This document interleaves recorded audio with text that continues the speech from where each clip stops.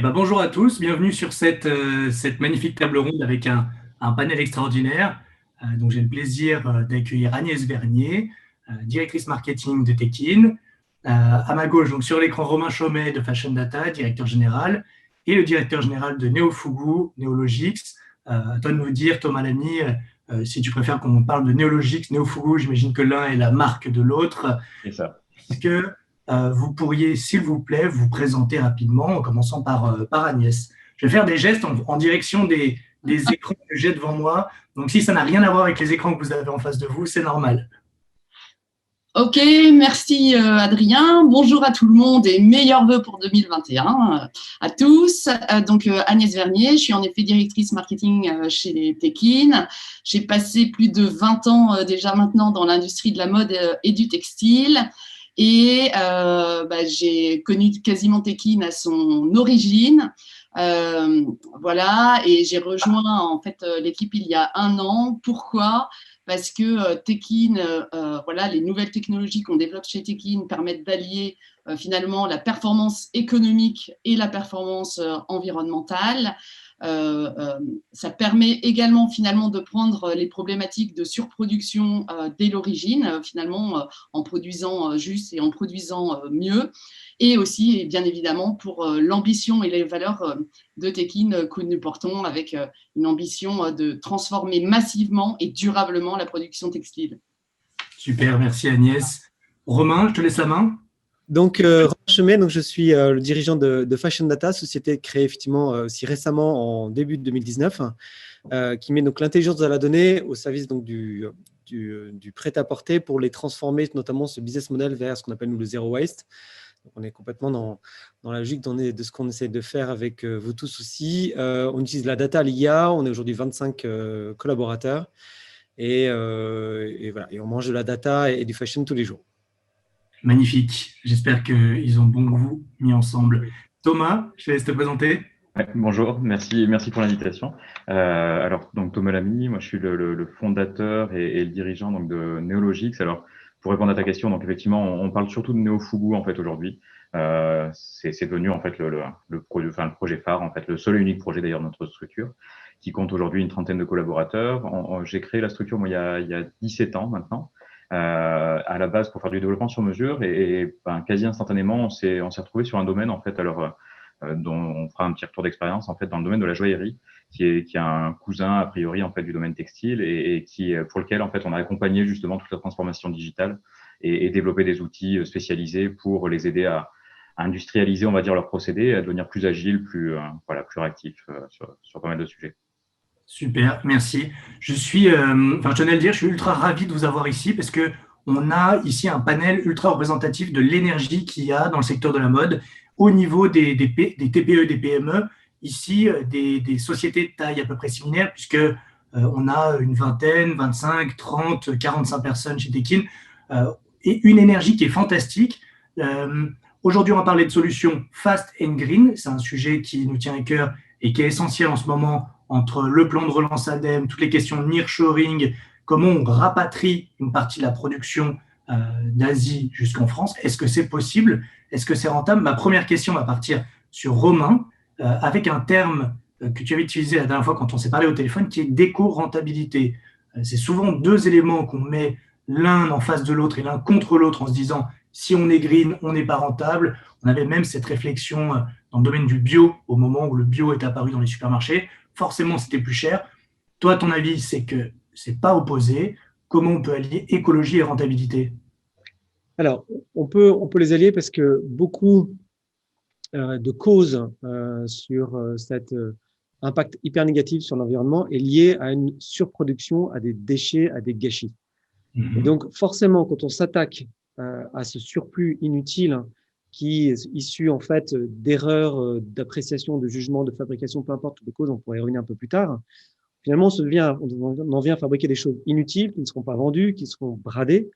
Finalement, tout ce qui est bradé, tout ce qui est vendu coûte cher et c'est excessivement, effectivement, polluant. Et donc, finalement, la meilleure moyen pour rendre une entreprise du fashion plus green et plus rentable, ça consiste notamment à ne pas fabriquer ce qui ne sera jamais vendu, et après, deux, à optimiser toutes les fabrications dans lesquelles on aura des incertitudes, d'être beaucoup plus sur le on-demand et la fabrication sur mesure et le juste à temps. Donc, à nos yeux, il n'y a rien en fait d'incompatible. On avait discuté du parallèle sur d'autres industries comme l'automobile ou les transports, qui sont aussi des entreprises, des secteurs qui vont rentrer dans ce modèle d'éco-rentabilité. Et jusqu'à présent, nous, on ne voit pas vraiment d'antagonisme entre les deux. Et généralement, quand on maîtrise mieux son empreinte environnementale, on est plus rentable. Et souvent, on est plus rentable. En étant plus rentable, on maîtrise aussi, on améliore son empreinte sur la planète. Donc, nous, on ne voit pas de contradiction et je crois que c'est important de le rappeler. Soyons et rentables et écologiques, c'est possible. Donc, c'est une question de bon sens et de pragmatisme. Tu citais le domaine de l'automobile, par exemple. Donc, c'est des choses qu'on a déjà vues, qui sont déjà en place dans d'autres secteurs. Et en fait, le secteur de la mode, on est dans une sorte de rattrapage de savoir-faire et de technologies qui sont en place, sont utilisées par d'autres et qui peuvent avoir du sens pour notre secteur. Alors, on est quand même un peu en point. Ces autres secteurs n'ont pas non plus totalement craqué le système. Donc, je crois que justement, il faut voir le fashion comme une industrie en avant-garde sur ces enjeux en fait d'éco-rentabilité. Je crois que beaucoup d'autres industries vont devoir suivre ce chemin. Donc, c'est certainement une opportunité aussi pour notre industrie de construire ces nouveaux modèles, de construire les nouveaux écosystèmes qui vont avec et d'être demain les porte-drapeaux auprès des consommateurs, auprès du monde économique et aussi auprès du monde social avec tous les emplois qu'il y a derrière notre industrie, qu'on a basculé vraiment dans ce 21e siècle green. Donc, et je crois qu'on peut le faire. Cette industrie est éternelle et elle a juste à se réinventer une nouvelle fois et on est là pour ça. Un beau cri du cœur. Tu parlais de on-demand production. Ça tombe bien, on a ici Tekin qui est à la pointe du sujet. Agnès, est-ce que tu peux rebondir sur ce que Romain vient de dire en disant comment on peut être éco-rentable grâce à la production à la demande et en tout cas à votre service? Oui, alors je suis assez en phase avec ce que vient de dire Romain. J'irai même plus loin en disant que nous, ce qu'on constate, c'est que plutôt qu'une opposition en fait entre la performance environnementale et la performance économique, produire à la demande permet d'allier les deux d'une part, et il y a finalement une très très forte corrélation entre plus finalement on va produire intelligemment à la demande du client et que quelque part on va se rapprocher finalement du client final, et plus la performance finalement environnementale va être forte. Parce qu'en fait, en produisant mieux, finalement, mathématiquement, on est beaucoup plus rentable puisqu'on maximise finalement le résultat de la production, ou en tout cas sa rentabilité. Et mathématiquement, on produit moins de déchets, on vise juste, on vise bien, dans le bon timing, et on se rend compte que finalement, c'est cette proximité et ce bon sens qui va générer de la performance économique et générer de la performance environnementale. Et alors, forcément, il y a une autre incohérence que j'ai envie de balayer tout de suite qu'on se pose, c'est en se disant, si on produit plus près du consommateur, on produit moins de quantité.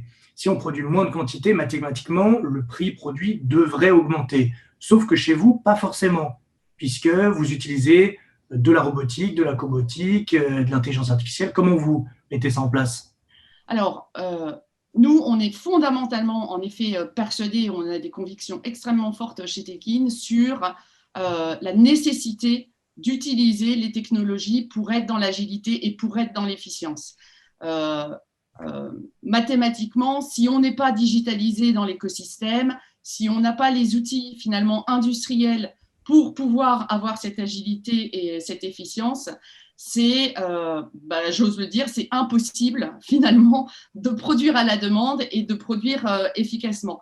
Donc oui, il y a des enjeux extrêmement forts de passer au digital dans l'écosystème, donc les marques avec leurs ateliers, de travailler ensemble en partenaire sur le sujet, et aussi d'avoir les outils industriels, parce que chez Tekin, on développe en effet une plateforme qui permet de relier l'ensemble des acteurs, digital donc, et aussi des outils industriels basés sur de la robotique qui permettent finalement de produire de façon plus efficace. Et du coup, tout ça permet, toute cette efficience digitale et robotique permet de compenser en effet une grosse partie des surcoûts qu'on a à produire forcément dans des zones plus proches. Et tu me disais, certains ateliers sont encore au papier. Oui, au papier, au fax. Non, mais c'est sûr que le côté manuel de l'industrie est encore aujourd'hui très, très fort et que, voilà, on sait qu'on doit passer dans le digital dans la distribution. Le Covid a bien montré que c'était une nécessité, mais on doit aussi passer dans le digital dans la production pour avoir une chaîne finalement qui soit aussi agile dans la distribution que dans la production. Parce que sinon, il y a une distorsion qui va se créer dans l'agilité entre les deux, entre l'amont et l'aval, et ça va poser forcément des problématiques d'ajustement. Garder de la cohérence et du pragmatique. Une phrase que j'aimerais répéter, tu m'excuseras dans notre échange, que j'avais adoré, tu disais « il faut sortir de la bonne franquette du textile ». J'adore cette phrase, je la pose ici, et du coup je me tourne vers Thomas justement, qui sourit depuis tout à l'heure. On parle de papier, on parle de digitalisation. Toi, tu es justement venu dans un secteur qui est très traditionnel, très artisanal, et tu as réussi à y mettre de l'intelligence technologique, technique, pour fluidifier la relation entre les donneurs d'ordre et les ateliers de sertissage, les ateliers de joaillerie. Est-ce que tu peux nous parler de cette expérience, justement, de comment on passe en fait du papier chez un atelier à un logiciel GPAO sur mesure? Alors, effectivement, oui, je souriais par rapport à l'ère du papier, c'est que ça reste encore une actualité en fait dans pas mal de domaines, c'est pas propre au textile à mon sens. Donc nous, je disais, il y a 17 ans de ça, on a commencé en fait à travailler dans le domaine de la joaillerie. Initialement, on a été sollicité par un premier atelier sur Lyon qui cherchait en fait une solution justement face à une concurrence internationale, face à une montée en pression, on va dire, au niveau de ses donneurs d'ordre, en fait, au niveau des prix, au niveau de la qualité, au niveau des délais. Et un sujet important en fait sur la joaillerie, c'est qu'on parle aujourd'hui de production à la demande. Dans la joaillerie, c'était un fait en fait qui a toujours été. On a quasiment toujours produit à la demande, surtout sur des hauts niveaux de gamme. On parle de moyenne joaillerie, de haute joaillerie, et on utilise des matières en fait qui ont une telle valeur unitaire, l'or notamment, le diamant, que aujourd'hui l'or c'est 55 € le gramme, et donc le stock en fait est quelque chose à quasiment bannir totalement, et donc la production à la demande est un truc super important. Donc les sous-traitants, il y a un gros réseau de sous-traitants dans ces métiers-là, doivent être le plus agile possible. Et donc il y a une vingtaine d'années de ça, et encore aujourd'hui, hein, c'est très artisanal dans la démarche. Et l'idée, c'était d'apporter donc une solution qui, alors sans rompre en fait totalement ce côté artisanal et cette organisation en fait ancestrale, c'était d'apporter en fait des outils dits industriels, même si au départ on l'a pas du tout abordé comme ça parce que ça serait pas passé, voilà, ça aurait pas été politiquement correct en fait que de parler d'industrialisation, même si aujourd'hui c'est réellement ça en termes de procédés, mais en gardant en fait la dimension vraiment manuelle en fait du métier. Donc on intègre alors aujourd'hui on va bientôt arriver à une petite centaine en fait d'ateliers en Europe, et plus largement maintenant on s'externalise un petit peu au niveau mondial pour la plupart des grandes maisons de Place Vendôme, et on intègre en fait des outils numériques dans des ateliers, typiquement Place Vendôme, des ateliers qui n'avaient pas bougé en termes d'organisation depuis 100 ans, 200 ans. Pas de révolution industrielle dans ce domaine-là jusqu'à aujourd'hui, et donc ça change pas mal de choses. On intègre des procédés de fabrication, des notions de gamme de fabrication, enfin qui vous concernent tous, hein, mais qui jusque-là n'étaient pas organisées. Et puis alors il y a un fait dans la joaillerie, c'est que jusqu'à il y a quelques années, la rentabilité était là. La question de la rentabilité ne se posait quasiment pas. On avait des commandes, on avait de la rentabilité, c'est un fait. Aujourd'hui, c'est moins évident face à une concurrence, comme je disais, internationale. Il faut arriver en fait à optimiser la fabrication, il faut arriver simplement à suivre, à planifier. Un donneur d'ordre va nous demander en fait, est-ce qu'on est toujours en phase avec les délais qui ont été proposés? Est-ce qu'on est capable de produire plus en fait dans le même temps? Est-ce qu'on a une capacité résiduelle? Et ça, quand on le fait sur papier ou au mieux en fait sur un Kanban, en fait sur un tableau avec des petites vignettes en fait ou sur Excel, c'est vrai que c'est très difficile à piloter, sachant qu'il y a une masse de travail en fait qui est de plus en plus importante. Donc voilà, ça a été la priorité. Effectivement, on a fait en sorte de passer de l'ère du papier à une digitalisation sur ces procédés-là. Et là, on a un exemple du coup parfait, très précis de ce qu'on évoquait juste avant. En plus, qui démarre à Lyon, étant lyonnais, forcément, cocorico. Hein. Je rebondis sur ce que tu disais par rapport à la compétition internationale. Non seulement elle est de plus en plus importante, on a quand même la chance, on va dire, sur la place française, d'avoir un certain savoir-faire dans la joaillerie. Mais tu me disais que cet ERP que tu as mis en place crée aussi de la fidélité entre les donneurs d'ordre et leurs ateliers. Est-ce que ces ateliers, les uns entre les autres, sont concurrents, vont se piquer des commandes les uns les autres? Comment ça se passe au niveau de cette concurrence? Il y a un gros changement, je pense, de mentalité en fait à ce niveau-là. Il y a un véritable esprit de filière en fait qui de plus en plus en fait devient une réalité. Nous initialement en fait le projet c'était vraiment à l'intérieur des ateliers et des grandes maisons pour les aider à s'organiser, pour mieux piloter justement leur fabrication, être plus agile. Et puis arrivé à un moment, à un stade en fait il y a quelques années, on s'est rendu compte que l'agilité passait aussi par la relation entre eux. Il y a une chaîne dans la chaîne de valeur en fait dans ces produits-là. Il y a une chaîne de sous-traitance en fait qui est constante. Et donc le but est de les aider à communiquer entre eux. Et donc on développe en fait des solutions qui permettent alors. Dans un premier temps, on a travaillé entre donneurs d'ordre et sous-traitants de rang 1 pour les aider à passer des commandes, pour faciliter ces transferts d'informations. La notion de traçabilité, en fait, qui devient assez courante dans plein de domaines. En fait, dans la joaillerie, c'est quelque chose qui existe depuis des années, où il y a pas mal de certifications au niveau des diamants notamment, pour éviter les diamants de sang, au niveau du métal, en fait, pour avoir des certificats d'origine en fait des métaux et de qualité. Et donc, pouvoir faire transférer toutes ces infos entre les donneurs d'ordre et les sous-traitants. Et puis aujourd'hui, on développe une plateforme qui permet justement de les mettre en relation et de mieux collaborer et de vraiment optimiser en fait leur valeur ajoutée entre eux et de créer une synergie entre eux. Et qui crée de la fluidité et donc de la simplicité pour le donneur d'ordre, de la qualité en fin de chaîne, et donc cette fidélité est renforcée et ça donne moins envie. Un exemple, tu m'avais donné un exemple d'une grande maison qui avait voulu changer de sous-traitance, ça s'était finalement pas très bien passé. Est-ce que tu peux nous en dire un peu plus? Qu'est-ce que tu as le droit de citer les noms? Alors, je peux pas citer beaucoup de noms, c'est compliqué. En off, en fait, on peut parler, en fait, mais c'est vrai que là, publiquement, c'est plus délicat. Mais concrètement, en fait, ce que je disais, On a 214 personnes. Oui, donc c'est un peu public. On travaille pour la quasi-totalité en fait des maisons Place Vendôme, directement ou indirectement, soit au travers de partenariats justement pour les accompagner en fait sur des sujets comme ça de communication avec leurs sous-traitants, soit directement pour les équiper eux-mêmes. Et donc effectivement, il y a eu des tentatives, on va dire, de travail en fait de sous-traitance en fait à l'étranger, notamment en Asie. Le marché de la joaillerie en fait est précisément orienté sur l'Asie en fait en termes de clientèle. 75-80% du marché en fait se fait là-bas du chiffre et donc il y a eu en fait une tentative à un moment de grandes maisons de relocaliser leur fabrication sur ces pays-là pour avoir un sourcing le plus proche possible. Ce qu'on défend finalement un peu aujourd'hui, mais ouais. Du nearshoring, Exactement. au sens de la production à la demande, mais tout à fait. qui n'a pas marché. Là, ça n'a pas marché. Qui n'a pas bien marché. Alors, je te citais la dernière fois, en fait, l'exemple. Moi, je suis dans les volcans d'Auvergne, en fait, à côté de Saint-Nectaire, et je suis pas sûr que du Saint-Nectaire, en fait, vendu en Chine et fabriqué juste à côté, en fait, soit et la même, que la clientèle ait la même motivation à l'acheter, en fait, que du Saint-Nectaire fabriqué ici, en fait, à Saint-Nectaire. Et là, c'était typiquement, en fait, le même problème, je pense, c'est que la clientèle, majoritairement chinoise, en fait, sur ces produits-là, n'a pas accepté, n'a pas validé en fait justement cette proximité et le fait que un produit badgé Place Vendôme Paris en fait soit fabriqué à côté de chez eux. Et donc il y a eu une relocalisation en fait de certaines maisons et puis maintenant c'est vrai que dans la joaillerie on voit une relocalisation assez globale en fait, assez générale en fait des fabrications. Même des marques en fait sur du moins haut de gamme.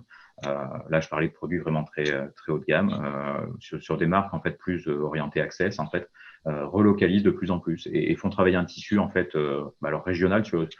Il y a deux grandes plateformes au niveau joaillerie, c'est Lyon et Paris, et puis il y a l'Ardèche en fait avec la vallée du bijou. Il y a pas mal et il y a vraiment beaucoup de sous-traitants, un gros réseau et potentiellement des toutes petites structures. Et donc c'est là où il y a un gros effet de levier à avoir, c'est pour accompagner ces petites structures à savoir collaborer, à pouvoir collaborer avec ces gros donneurs d'ordre qui ont des demandes énormes. On va y revenir juste après sur ton nouvel outil à destination de la maroquinerie. J'aimerais rebondir sur un mot, en tout cas sur une expression qu'on entend de plus en plus, qui est celui de plateforme. On parle de plateforme, tu parles de plateforme. Peut-être que tout le monde n'est pas à l'aise avec le mot plateforme, ou même open platform. Et j'aimerais que Romain, tu nous expliques peut-être simplement ce que c'est qu'une plateforme pour ceux qui ne sont pas forcément digital ou qui n'ont pas forcément une bonne compréhension de cette espèce de nébuleuse dans le cloud qui permet à tout le monde de travailler de façon plus fluide. Qu'est-ce qu'une plateforme? C'est vrai que c'est des mots qu'on utilise un peu trop rapidement sans les expliquer. Dans une plateforme, je pense que ça intègre plusieurs notions simultanément. Il y a déjà une notion en fait de travailler ensemble. Comme on voit bien une plateforme d'échange en logistique, on voit bien ce que c'est qu'une plateforme. Donc ces plateformes en fait applicatives sont des plateformes qui vont permettre à de plus en plus de gens de travailler simultanément dans un mode collaboratif en étant synchronisés sur la même information au même moment. Ce qu'on parlait tout à l'heure sur la digitalisation des processus. Les plateformes, ce sont des plateformes qui permettent justement de digitaliser ces processus entre la prise de commande, le suivi de la fabrication, le suivi de la livraison, etc. Puisqu'on est de plus en plus dans du flux tendu, où on ne veut pas stocker, on ne fabriquer que la demande, si les gens travaillent pas de façon ultra fluide, de bout en bout, quel que soit son domaine métier et où qu'on se trouve, effectivement, cette promesse du juste à temps n'est pas tenue et tout le modèle de coût économique s'effondre. Donc, en fait, on fabrique des plateformes qui sont de plus en plus donc, digitalisées, c'est-à-dire accessibles depuis n'importe où, n'importe quel écran, par le plus grand nombre dans l'entreprise. Aussi, il y a une logique en fait, de démocratisation de l'accès en fait, à ces plateformes. C'est pour ça que ce sont des plateformes qui ont un enjeu technologique juste pour pouvoir connecter simultanément 1000, 2000, 5000 personnes. On a aussi des enjeux, bien sûr, data, puisque c'est l'information qui va circuler. Cette information ne circule pas que dans sa formation, dans sa forme primaire, à savoir, je sais pas, un SKU, une quantité d'achat et un prix, mais dans une forme aussi évoluée, c'est-à-dire on va ajouter de l'intelligence. Donc ces plateformes introduisent ce qu'on appelle l'IA, l'intelligence artificielle au sens large, mais grosso modo, c'est interpréter l'information dans sa forme la plus simple, en regardant ce qui s'est passé dans le passé et en apprenant de ce qui s'est passé dans le passé, en déduire finalement un phénomène qu'on appelle prédictif, anticiper les problèmes ou les événements futurs. Donc les problèmes, c'est votre produit n'arrivera pas à temps, vous n'arriverez pas à approvisionner vos magasins, vous serez donc en rupture, ou encore vous allez avoir trop de produits, ce produit ne marche pas aussi bien qu'on le pensait, vous êtes en surstock, vous allez devoir le brader et en plus, vous n'allez pas pouvoir pousser dans les bouclards la cam qui devrait être à l'instant T pour la saison. Donc, c'est cette intelligence qu'on va rajouter. Pourquoi ? Parce que nous, humains, on a déjà beaucoup de choses à faire tous les jours. Et en plus, comme il y a énormément d'informations qui circulent de plus en plus vite, il nous faut des assistants en fait, à la compréhension de cette information.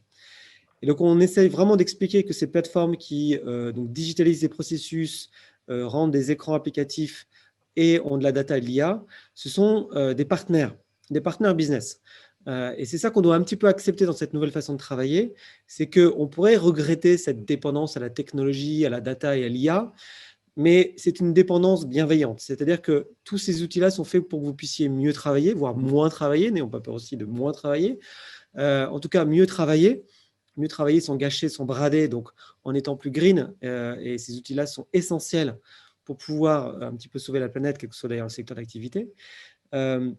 Et ne vous remplace pas. Ne remplace pas l'intelligence humaine, son intuition, sa créativité, son besoin du lien social, en fait, son utilité dans les relations humaines.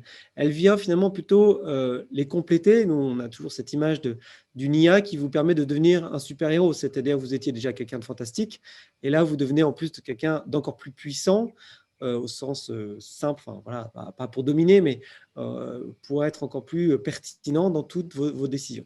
Donc, cette IA, vous devez en faire un compagnon. C'est effectivement un compagnon virtuel. On peut se poser des questions après sur ce que ça peut devenir, mais aujourd'hui, ce ne sont que des assistants à votre service qui vous permettent en fait de capter des phénomènes et anticiper mieux ce que vous auriez eu beaucoup de mal à faire vous-même. Et si on reprend un peu du recul, prenons notre industrie et on va vous dire demain, vous n'avez plus d'Excel. Je pense qu'il y en a beaucoup d'entre nous qui auront du mal à fonctionner. Excel, ça a été la première supercalculatrice finalement qui a remplacé la calculatrice. Et puis justement, on parlait du papier. Préservons la filière papier à l'essentiel, mais c'est vrai que ce n'était pas forcément le meilleur outil pour travailler.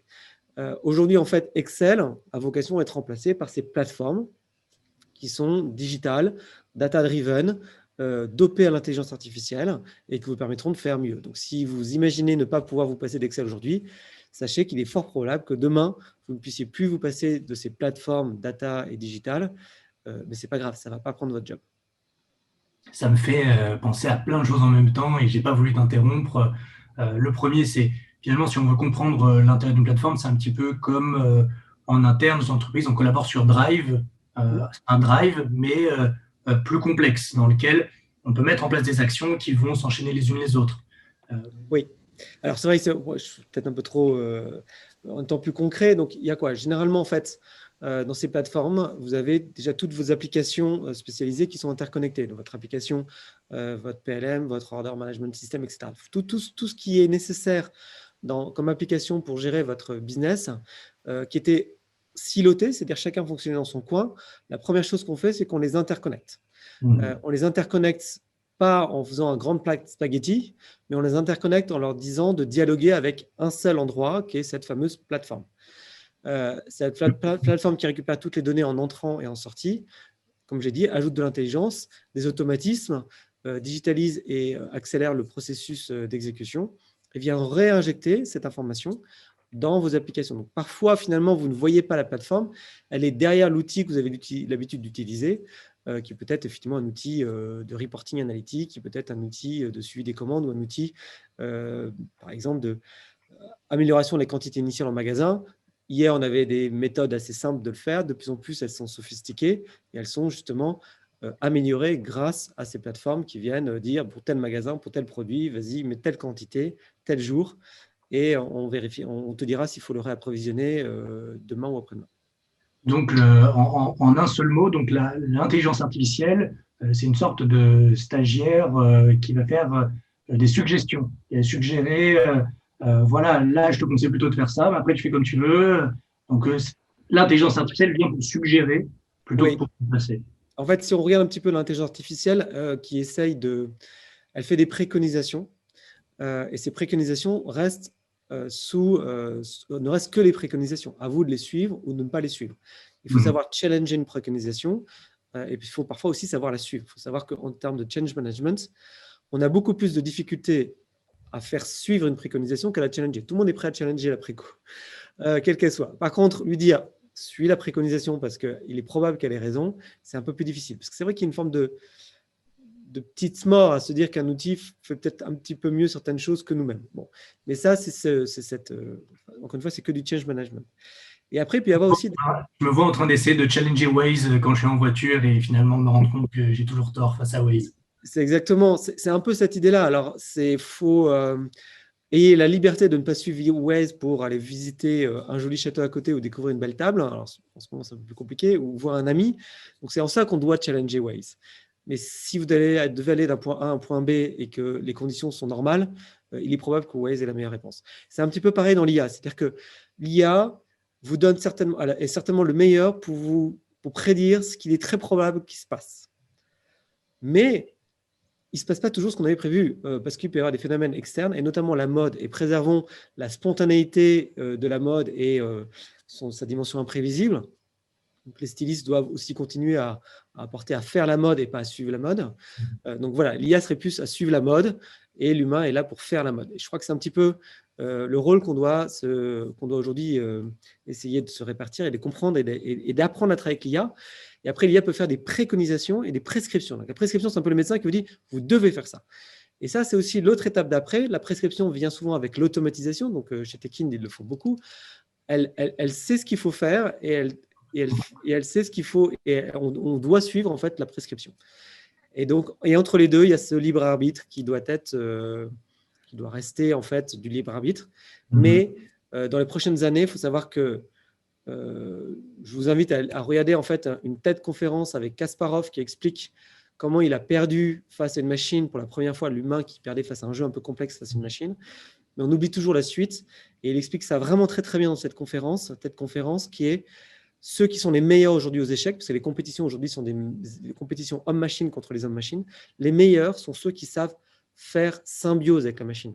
Il y a un grand cabinet de conseil tout vert qui vous dit qu'il faut être des entreprises bioniques. Et j'aime bien cette formule, c'est-à-dire que le talent des collaborateurs d'aujourd'hui, c'est de savoir faire équipe avec cette IA.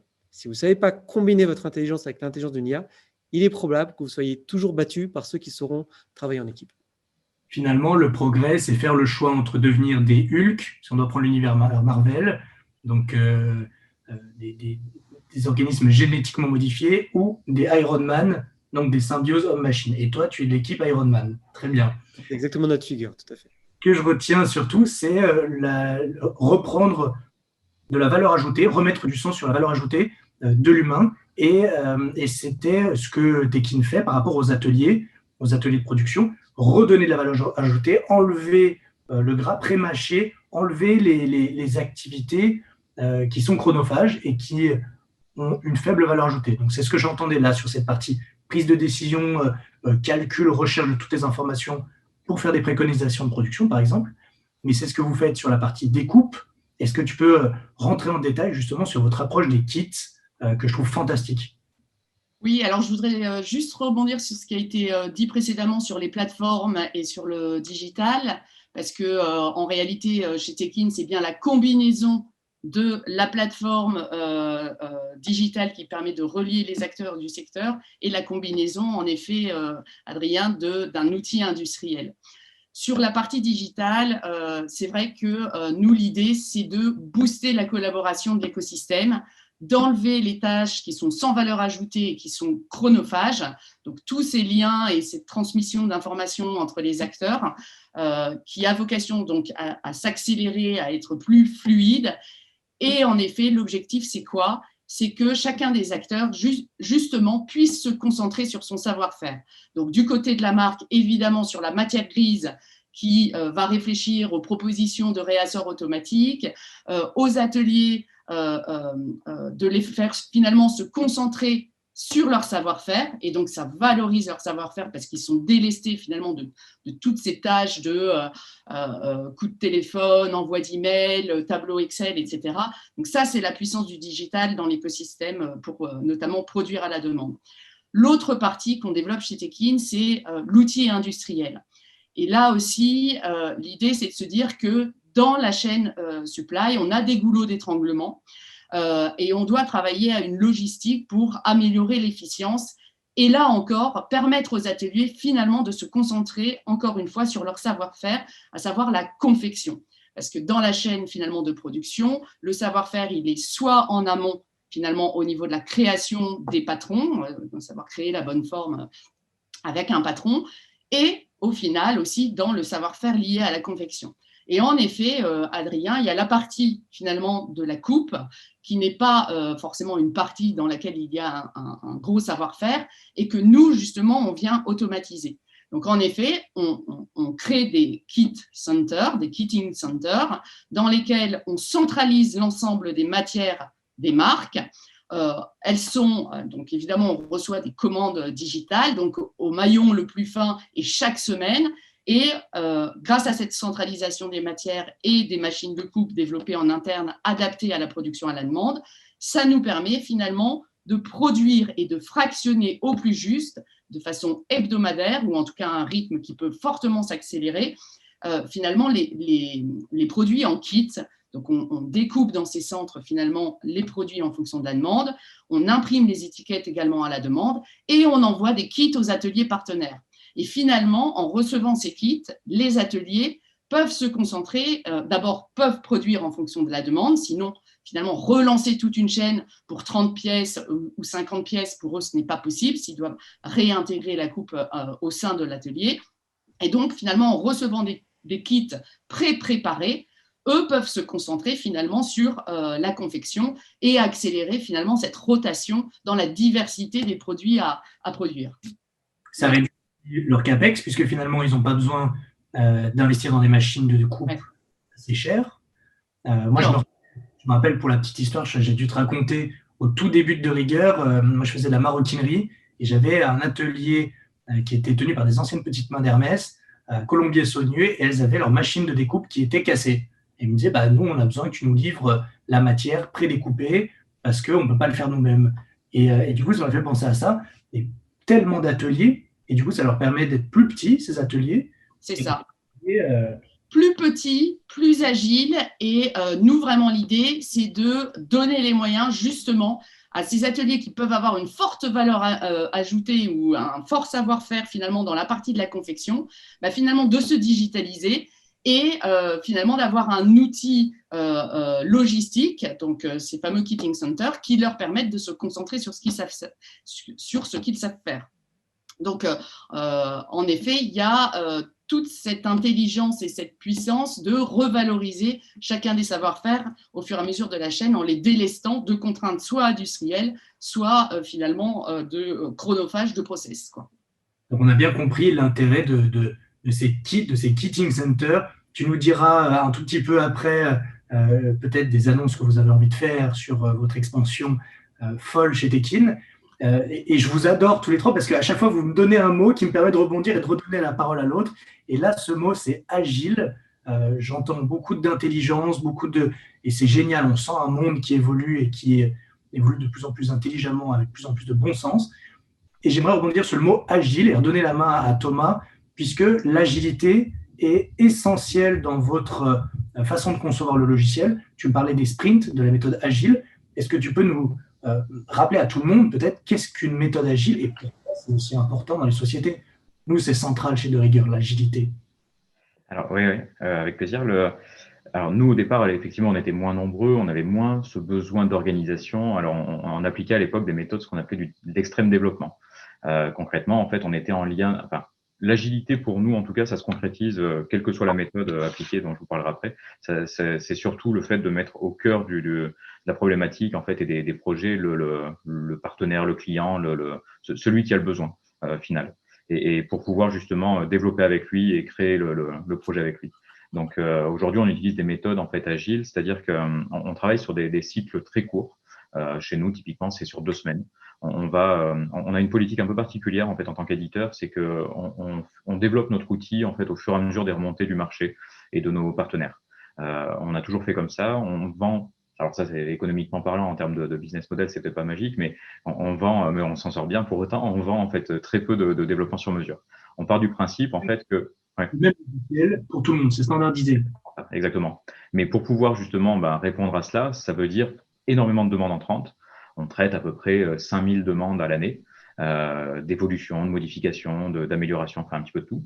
De donneurs d'ordre, tout confondu, oui. Aussi bien donneurs d'ordre que des sous-traitants en fait de ces donneurs d'ordre.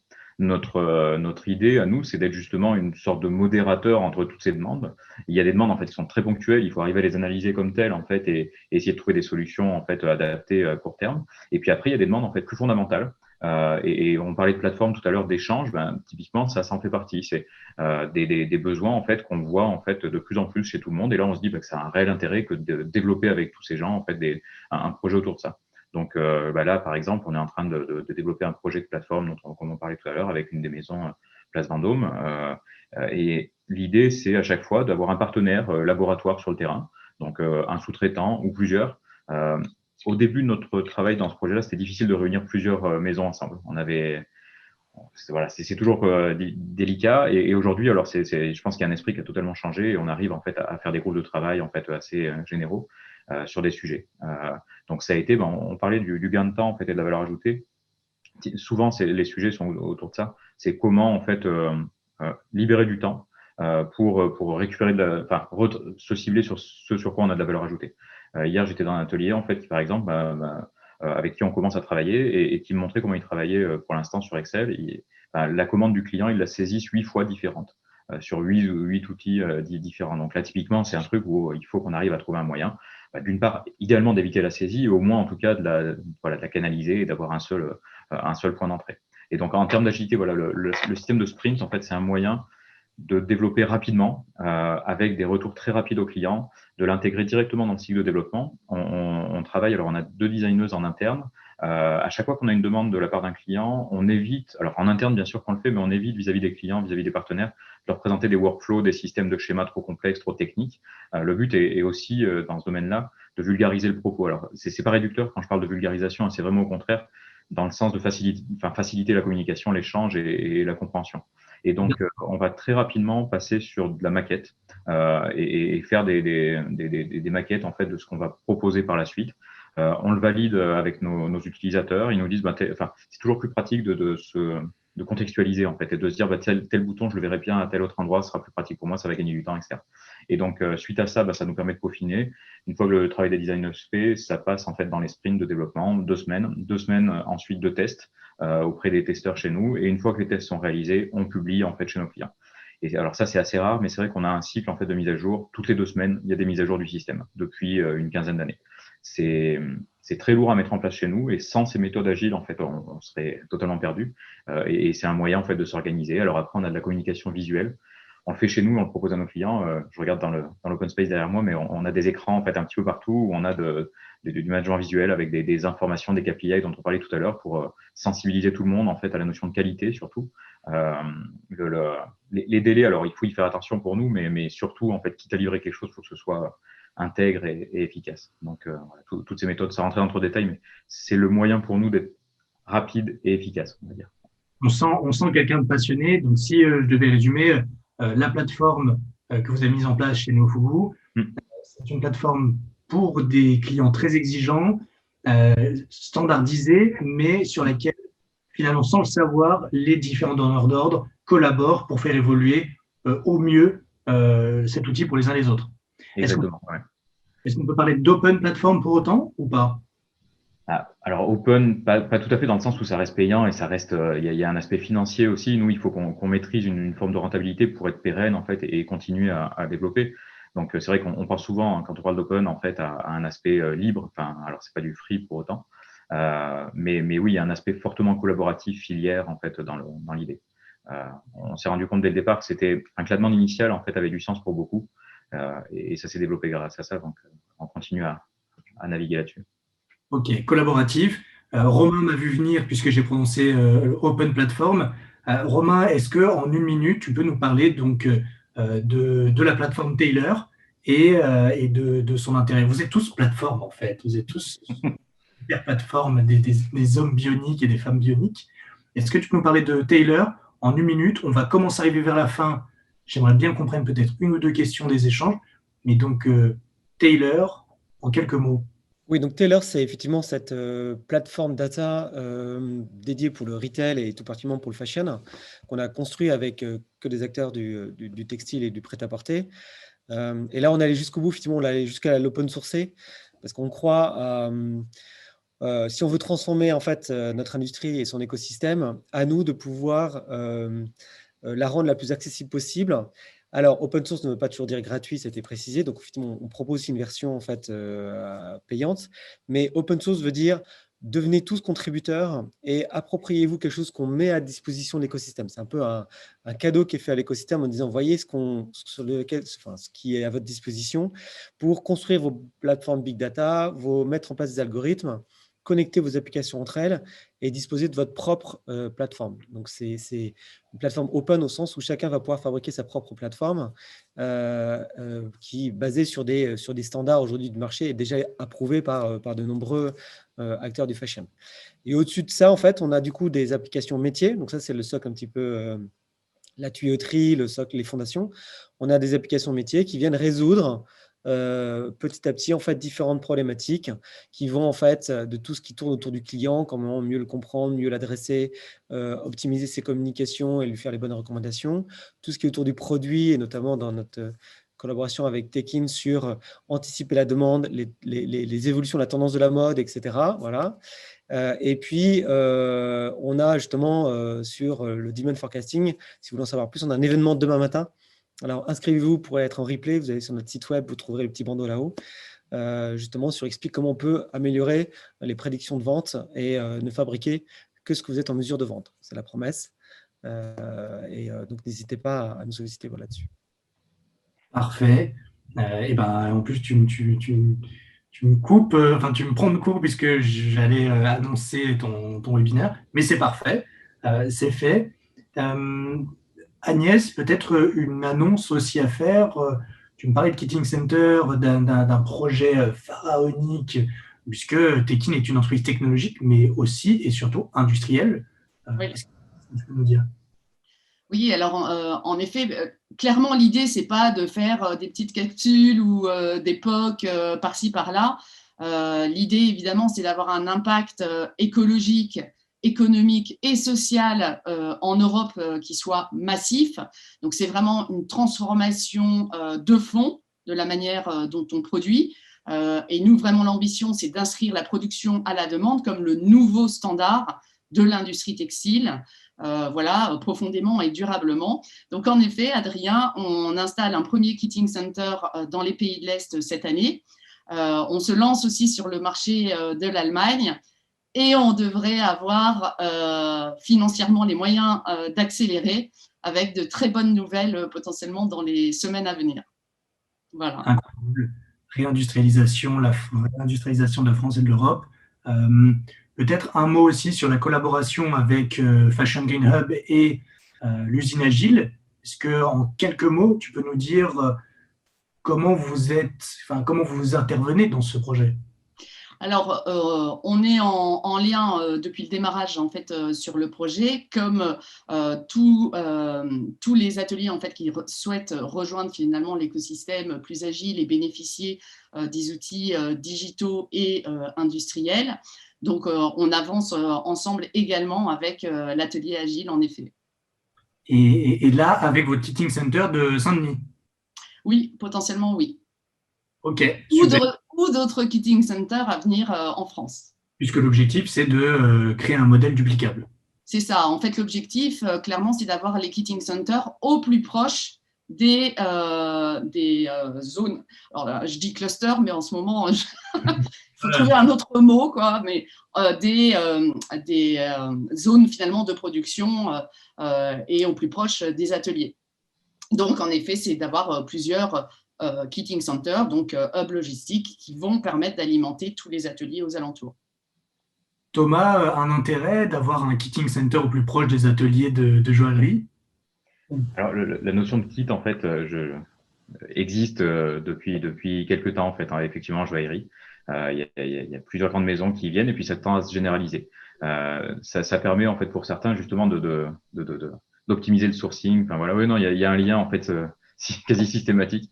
Mais ça leur permet de maîtriser, en fait, l'origine des matières, la valeur des matières, parce qu'on se base en joaillerie sur l'or, en fait, sur la bourse, et donc il y a une grande fluctuation et une évolution, voilà, c'est considérable, et d'approvisionner justement plus rapidement, plus facilement, de façon plus agile. Donc effectivement, on parle de kit en fait depuis une dizaine d'années en joaillerie. Ouais. Parfait. Une annonce peut-être à faire avant qu'on conclue?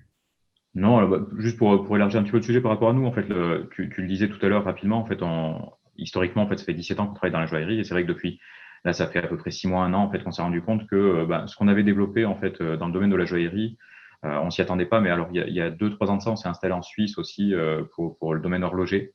Et puis là, on découvre en fait depuis quelques temps que la maroquinerie, le textile, en fait, ont aussi de fortes similitudes. Enfin, c'est vraiment des cousins proches en fait au niveau typologie d'entreprise, au niveau de plein de choses. Et donc, on commence à réaliser des POC, justement, des preuves de concept avec plusieurs maroquiniers.